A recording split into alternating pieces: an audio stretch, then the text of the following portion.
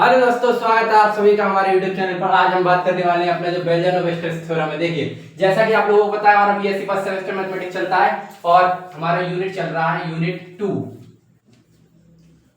वैसे तो ये टॉपिक हमारा यूनिट 1 का है, लेकिन ये मेंशन किया गया है हमारा यूनिट 2 में, इसलिए मैं आपको यूनिट 2 में करा रहा हूँ। देखिए, बेल्जर-नोवेस्टर थ्योरम क्या है, स्टेटमेंट इसका कहता है, क्या कहता है इसका स्टेटमेंट कि every infinite bounded set has a limit point in example at least one limit point.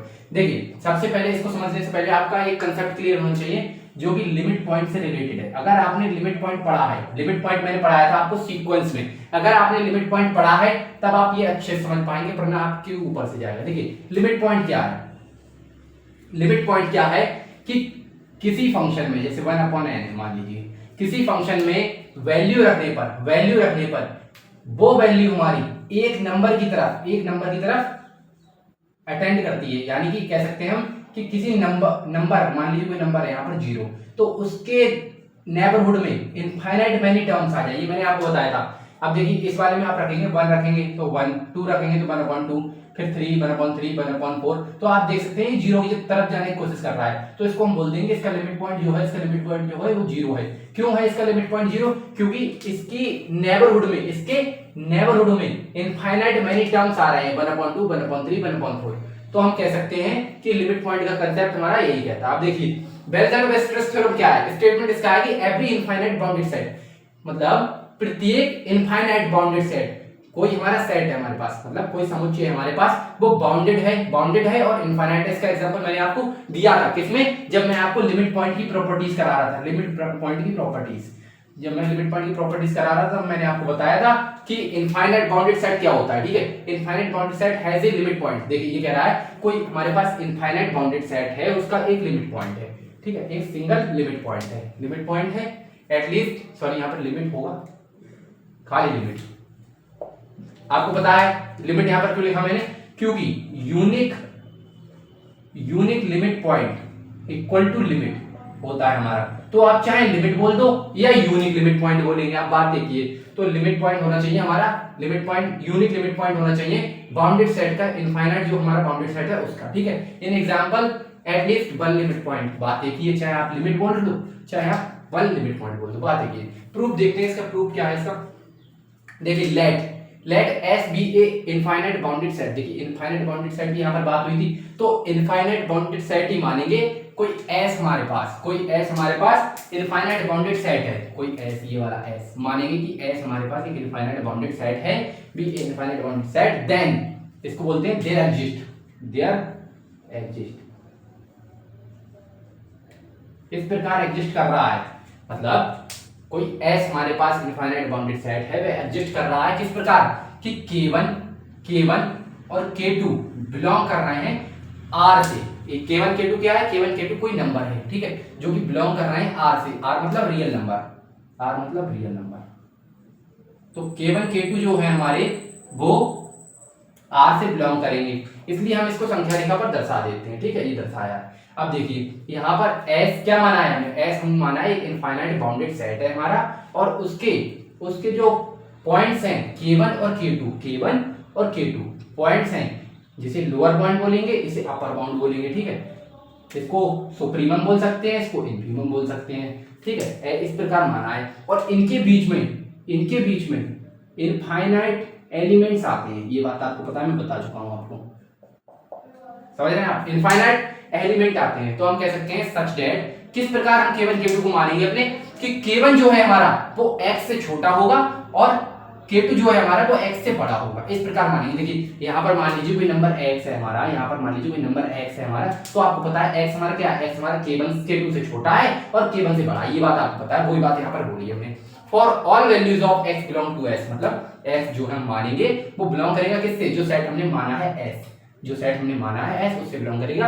In example now we construct a new set, मतलब S सेट तो हम मानेंगे, लेट करेंगे, ठीक है, लेट कर लेंगे एक सेट S जो कि हमारा इनफाइनाइट बाउंडेड सेट होगा। ठीक है, उसके बाद उसको हम संख्या रेखा यानी कि रियल लाइन पर बनाने के बाद एक कंस्ट्रक्ट करेंगे, बनाएंगे क्या, एक टी सेट बनाएंगे। टी सेट क्या बनाएंगे, देखिए टी सेट किस प्रकार बनाएंगे, T बराबर T सच दैट T हमारा इस प्रकार होगा, is either small from every element of S, मतलब इसका मतलब है एस के जो एलिमेंट होंगे, एस के जो एलिमेंट होंगे उनसे छोटा होगा, small from every element of S, तो एस से छोटा होगा। तो इस प्रकार हम क्या करेंगे, टी एक सेट मानेंगे। कैसे मानेंगे, ये देखिए इतना हमारा क्या था, एस था, तो यहां से यहां पर कोई नंबर होगा, फाइनाइट नंबर होगा, कोई फाइनाइट, सब देखिएगा फाइनाइट नंबर, इनफाइनाइट की बात नहीं कर रहा हूं, फाइनाइट नंबर होगा। यहां से अगर यहां तक की मैं बात करूं, कोई नंबर एल मान लेते हैं हम यहां पर, तो हम अपने एस में कोई नंबर यहां पर एन मान लेते हैं, तो आपको पता है ये भी नंबर है, ये भी नंबर है,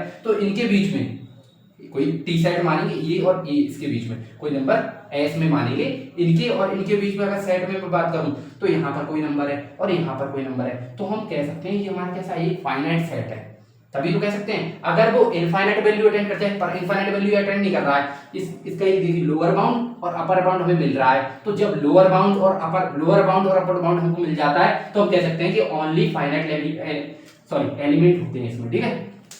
तब हम कह सकते हैं कि जब हमारे पास देखिए कभी भी अपर बाउंड और लोअर बाउंड आपको मिलता है तो हम कह सकते हैं हमारे पास उसमें फाइनाइट एलिमेंट होंगे, ठीक है। और उसके बाद की अगर मैं बात करूं, यहाँ पर मैं बात करूं तो एल के बाद कोई बाउंडेड नहीं है, ये तो मैंने अपनी तरफ से माना है, तो बाउंड नहीं है, तो हम कह सकते हैं ये कैसा है, इनफाइनाइट एलिमेंट है इसमें, ठीक है। और इसमें फाइनाइट एलिमेंट क्यों थे, फाइनाइट एलिमेंट इसलिए थे क्योंकि इसमें हम कह सकते थे टी हमारा, टी पर कोई हमने एक नंबर माना है, कोई नंबर माना है, मान लीजिए यहाँ पर 2 है या 3 है, कुछ भी मान सकते हैं, तो और यहाँ पर एल हमने कोई नंबर मांगा है, तो देखिए आप देख सकते हैं कि L1 मान लीजिए, चाहे इसको L2 मान लीजिएगा, बात एक ये, कोई नंबर मान लीजिए अपनी तरफ से आप, तो किसी नंबर और नंबर के बीच में हमारे फाइनाइट नंबर आते हैं, ये बात हमको पता है, तो हम कह सकते हैं कि ये सेट है हमारा K1 से L के बीच, ये ओनली फाइनाइट नंबर रिलेट करेगा और इनफाइनाइट एलिमेंट L से K2 तक रिलेट करेगा, ठीक है। इसका स्क्रीनशॉट लीजिए, आगे का मैं कराता हूं आपको।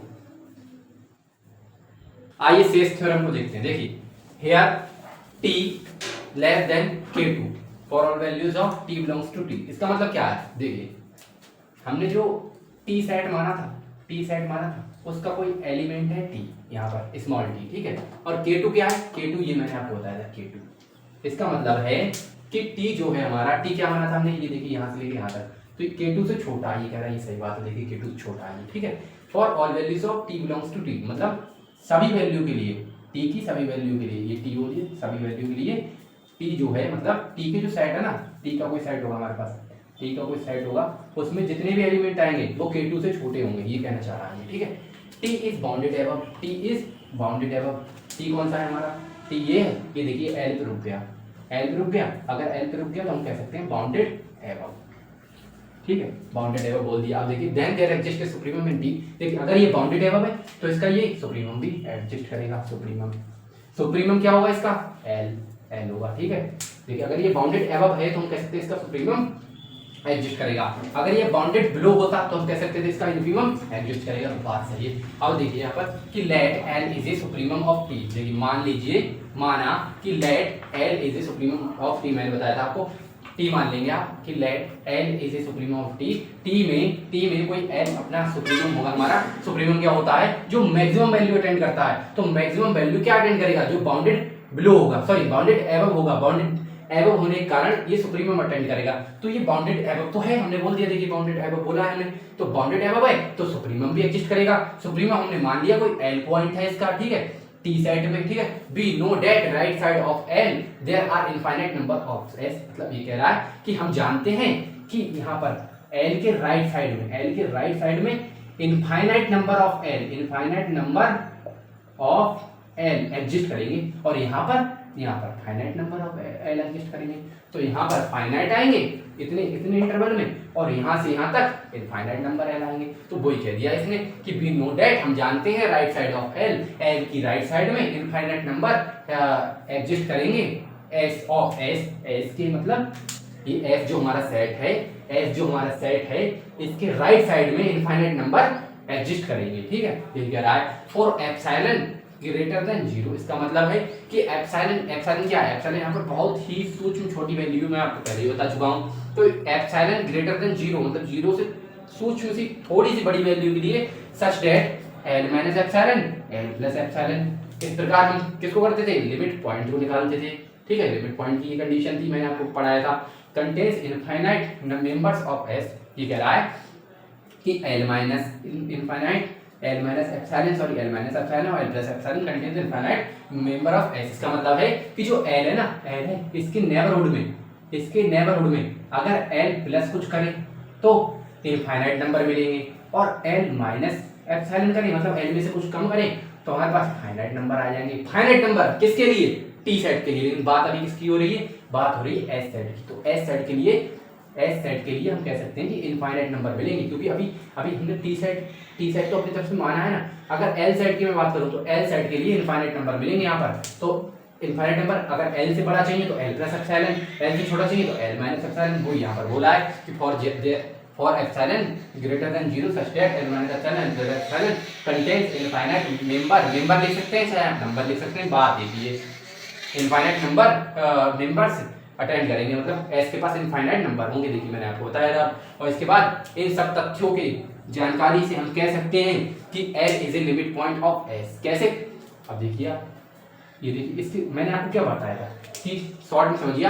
मैंने आपको बताया था कि अगर किसी नंबर के नेबरहुड में इनफाइनाइट मैनी टर्म्स आ जाएं तो हम कह सकते हैं वो उस नंबर में उसके सापेक्ष वो उसका लिमिट पॉइंट हो जाता है। यही है थ्योरम आज की आपकी।